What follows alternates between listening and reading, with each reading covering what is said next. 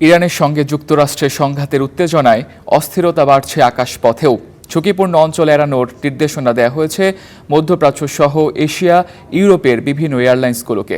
এতে বিকল্প পথ পাড়ি দিতে গিয়ে গুনতে হচ্ছে হাজার কোটি ডলারের বাড়তি জ্বালানি খরচ। ফলে লোকসানের আশঙ্কায় আন্তর্জাতিক বিমান সংস্থাগুলো। ইরান ও যুক্তরাষ্ট্রের সম্ভাব্য সংঘাতের আশঙ্কায় অস্থিতিশীল হয়ে উঠেছে আকাশপথ।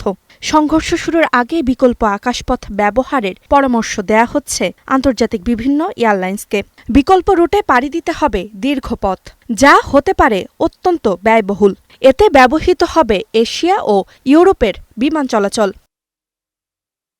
গেল বৃহস্পতিবার ইরানের দক্ষিণাঞ্চল ও ওমান উপসাগরে ক্ষেপণাস্ত্র মহড়া আর রকেট উৎক্ষেপণ অভিযান পরিচালনায় গালফ এয়ারলাইন্সগুলোকে মধ্যপ্রাচ্যের আকাশপথ এড়িয়ে চলার নির্দেশ দিয়েছে ইরান।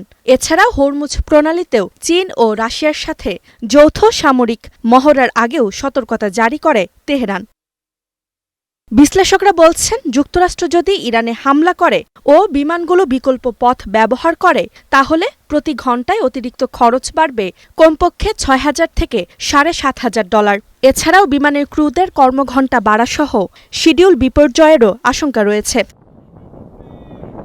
এদিকে ইরানের বিরুদ্ধে অভিযান পরিচালনা ও সামরিক শক্তি জোরদার করতে দুটি বিমানবাহী রণতরী মোতায়েন করেছে যুক্তরাষ্ট্র। এই অঞ্চলের এয়ারলাইন্সগুলোকে আগেও Afghanistan, Iraq, Lebanon, Syria, Israel সহ অন্যান্য সংঘাতের সময় রুট বদল করতে হয়েছিল।